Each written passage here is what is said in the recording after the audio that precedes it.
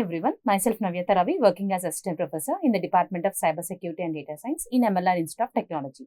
Today I am going to discuss about the concept transaction concept. And my overview of presentation includes ACID properties, implementation of atomicity and durability. So what are these ACID properties? Why we should learn ACID properties in this transaction concept? So ACID properties, the acronym of ACID represents atomicity. A for atomicity, C for consistency, I for isolation and D for durability. Shortly, ACID. Why we are using these ACID properties? Why we have to learn these ACID properties? Because these properties plays a vital role to maintain the database in a consistent manner. Okay, so let us discuss about each and every concept of these ACID properties. Let us discuss atomicity first. What is atomicity? So atomicity states that all operations of a transaction must be done at a place, right? Must be done. So it states that all operations of a transaction takes place at once. If not, the transaction is aborted. That means in short form, ACID property is nothing but it represents do full or nothing. That means the whole transaction must be completed or else we must not complete the transaction. That is what ACID property. There is not at all a midway, right? So doing half of the transaction and aborting or else rollback, it's not about the atomicity. So therefore, there is no midway. That is, the transaction cannot occur partially. The transaction must be completed either in full length or else it must be exit. So here each transaction is treated as one unit and either run to completion or it is not executed at all. So shortly, atomicity is nothing but we can say do full or nothing. You have to do full transaction or you must exit. That is what the shortcut of atomicity. What is consistency? So here to maintain the consistency in a database, we use integrity constraints, shortly ICs. What are integrity constraints that we have already discussed in our previous sessions? For example, we are representing a constraint before inserting a data. If we want to insert a data into a database, what is the constraint? My constraint is nothing but I want to enter the data whose salary is above 50,000. Whose salary is above 50,000. Whose salary is above 50,000. So this data only I will accept to enter. That is what the constraint I am going to represent to enter into the database. So the database, whether it will check whether we are entering the data according to this constraint or not. So if we violated this constraint, then the database will restrict in the starting stage itself. Okay, why? Because what it will pop up message, it will message like, or else we'll get pop up message like the constraint has been violated. Why? Because here I have represented as I want to enter the data above 50k, but I have giving the data below 50k. Therefore, it will restrict. The database will restrict. Here to maintain that consistency even before the transaction and after the transaction, we use ICs, integrity constraints. So ICs plays a vital role to maintain the consistency in the database. So here the integrity constraints are maintained so that the database is consistent before and after the transaction. Here the execution of transaction will leave a database in either its prior stable state or new stable state. Here after completion of whatever the transaction that we have done, whatever the updation that we have done, that comes under new stable state. So whatever the transaction before we used to complete, right, or undergoing, that is the before transaction state. Okay, so after completion of this consistency, it will leave the database like in two ways. That is, the database must be in prior stable state, that is whatever the data that is not updated before, and the data must be in new stable state after updation. That is what the thing here. Next, the consistent property of database states that every transaction sees a consistent database instance. Okay, so whenever we used to update, it will check that instance. Okay. Instance is here nothing but what? Whatever the data that we are going to update at that particular moment of time. At that particular moment of time, whatever the data we are going to update, that is nothing but here instance. Okay. The transaction is used to transform the database from one consistent state to another consistent state. That is nothing but, if at all we used to update, right, update the data. If at all we used to update the data, whatever the data that is there in the database, then before updation is nothing but it is one consistent state, and after updation it also must be in a consistent state. So this is only possible with the integrity constraints.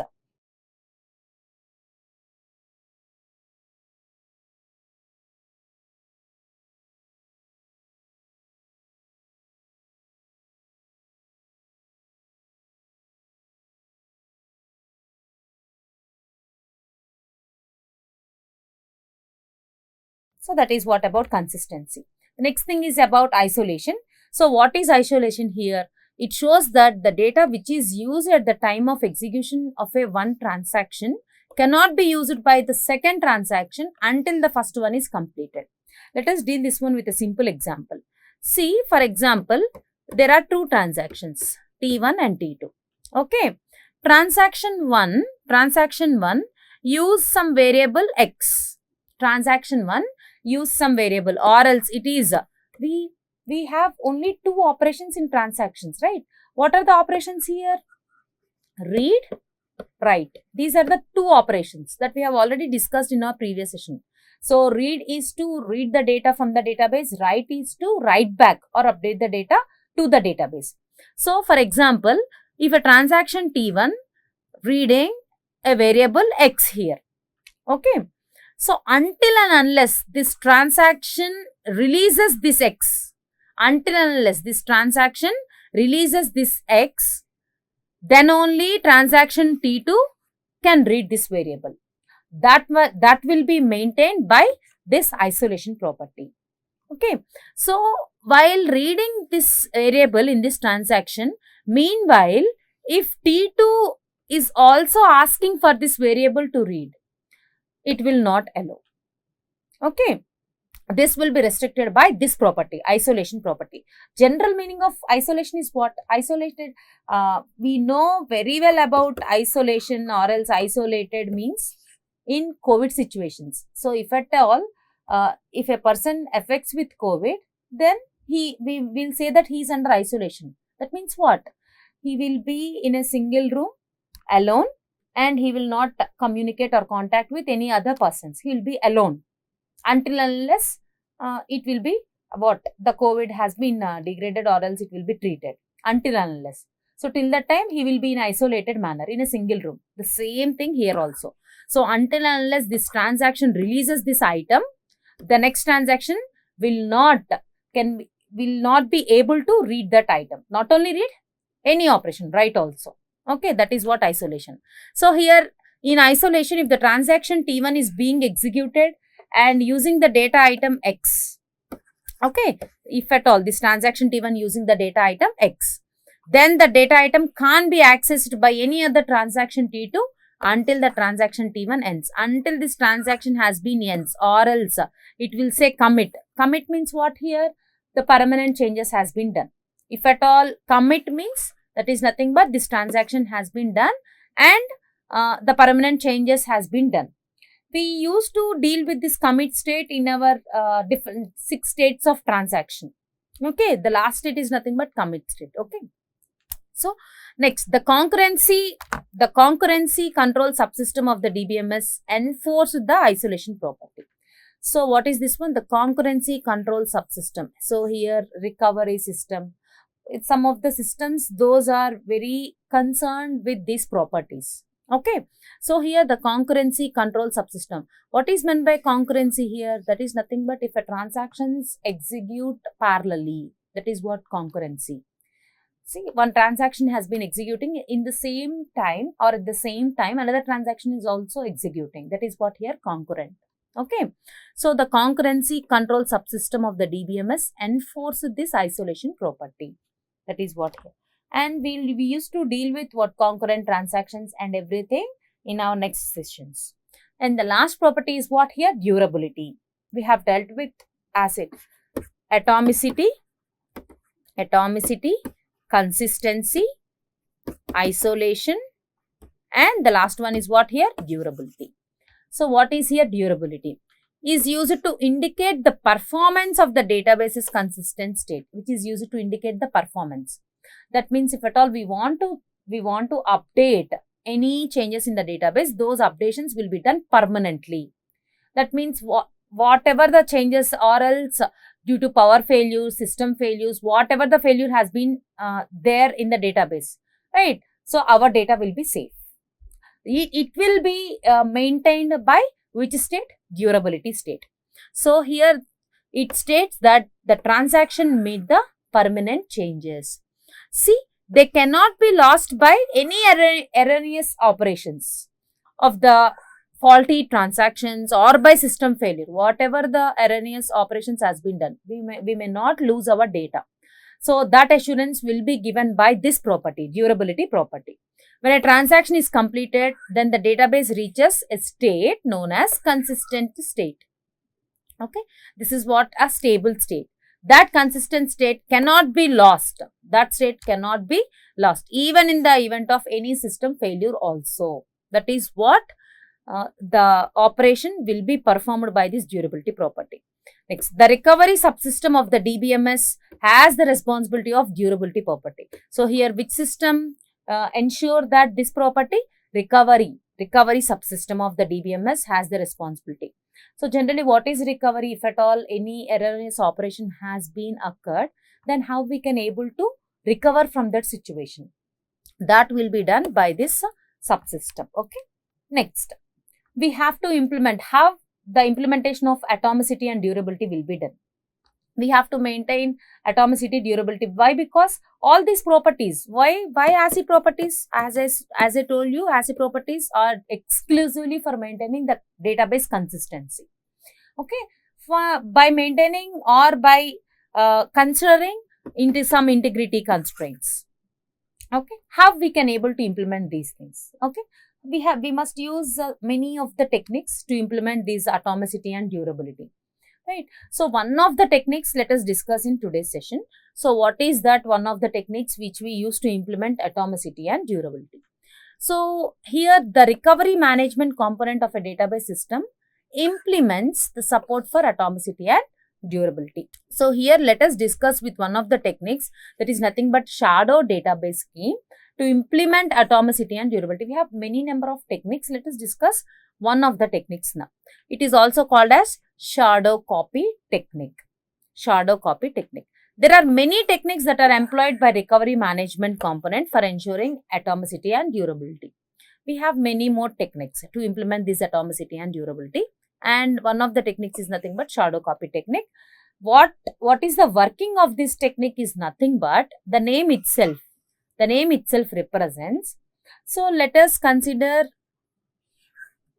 okay, one database. We have one database which contains some data. Okay, this is represented as old database. Okay, will be represented as old database. So to access this database, let us suppose we'll take one pointer, that is DBPTR, database pointer, to access this database. Okay, now if at all we want to update this database, what we will do? Directly we can update this one. Yes, we can, but we may face difficulties if we have to update the database directly. Why? Because if at all I used to update the data, for example, let us consider here A is equal to 100, B is equal to 200. Okay, this is my original database, and if at all I want to update the data, here A is equal to 300. A is equal to 300. While updating this data, I have erased and I am going to update this data. While I am updating this data, for example, some power issues or power failure or else any erroneous operation has been occurred. Let us suppose, think that one. Okay. Then the data is not updated and my old data has been already erased. Then what will happen? Here we are maintaining some inconsistent data. Okay. So to remove such kind of problems here, to overcome such kind of problems here, we use one copy. We used to maintain one copy of this original database. So here, this is the original database, right? This is the original database and we use DB database pointer to access this one. Okay. So before we have to update this data, we used to copy this data. We used to copy the same data. We used to copy this one. Okay. And we used to update in this copy database. In this copy database, we used to update, or we used to do any number of operations in this copied update. If at all any system failure or power failure has been occurred, then we can erase this data. We can cancel or erase this kind of database that which we have created, the copy. Clear? And we can maintain the original. Our original database is very safe. Okay. If at all, let us think positive and if at all whatever the updations has been done has been successfully completed. Then we used to delete this one and we used to make this one as the new database. We used to delete this one, old database, and we used to maintain this one as new database, and this database pointer will be pointed to this new database now. Okay. So that is what the operation. Let us discuss that one with the help of diagram. See here, this is the old copy of database. That is the database which is existing already. Okay. Now we have to update that one. That is my task. To update that one, we need to maintain one copy of this old. That is why old copy of database to be deleted. That is nothing but after doing some operations, then we can delete this one. Okay. First of all, we used to maintain the copy of this database. Why? Because whatever the operations that we are going to do, we must do in this only. We must not touch this original database. Okay. So the copy of this database will be done, and updations and whatever the operations will be done in this copy only. And if at all the operations are successful and the updations are successful, then only we will make this as what? The new copy database, and this old DB pointer will now points to this database. When only the operations or updations are successful. If at all not successful, then we can just erase this database or cancel this database, and our old database will be safe as it is. So here this state is nothing but before doing the transaction, the database is consistent, and after doing the transaction, the database will be consistent by considering this shadow copies. That is why here this state is nothing but it will act as the partially committed state. Here this copy is nothing but comes under what? Partially. We have 6 states of transaction. So what are those 6 states of transaction? First one, active state. Next, partially committed state. Next, committed state, failed state, abort state. Okay. Next, last one, terminated state. These are the 6 states of transaction. So what is the purpose of this partially committed state? Whatever the operations that we have to do, it will, here in this state only we used to do read and write operations. It will act as what here? Buffer. The same thing here, the shadow copy comes under partially committed. It will act as a buffer. If at all the operations are successful, then we can consider this as a new database. If at all the operations are not successful, then this will be cancelled. Our old database will be safe. That is what here the shadow copy technique.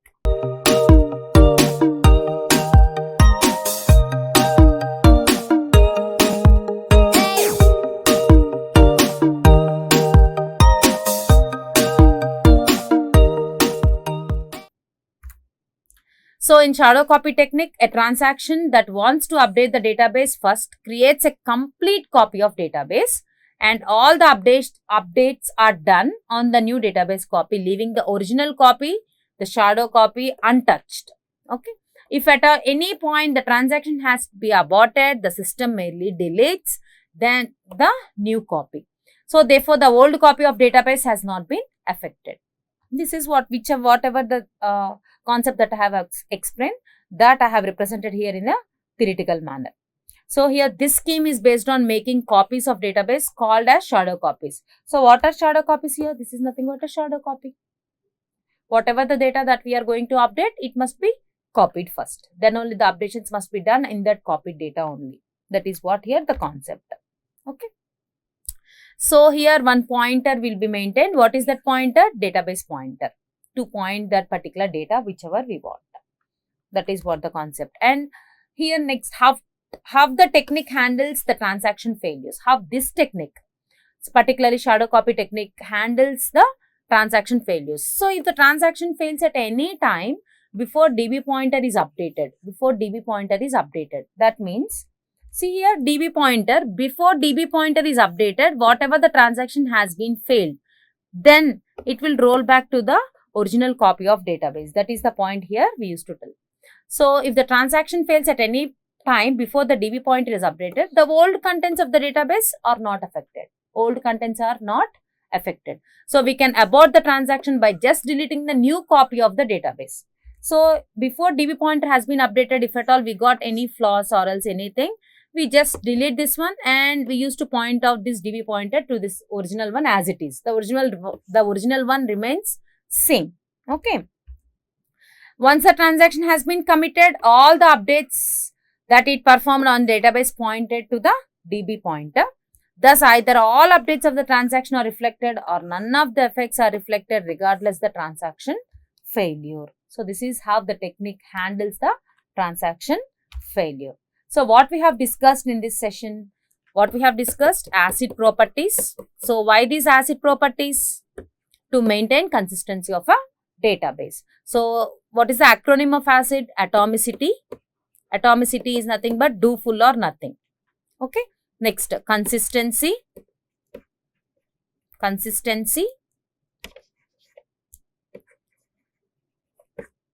Isolation, and the last one is what? Durability. And we have discussed how to implement atomicity and durability. One of the techniques that we have discussed, that technique is nothing but what? Shadow copy technique. Thank you.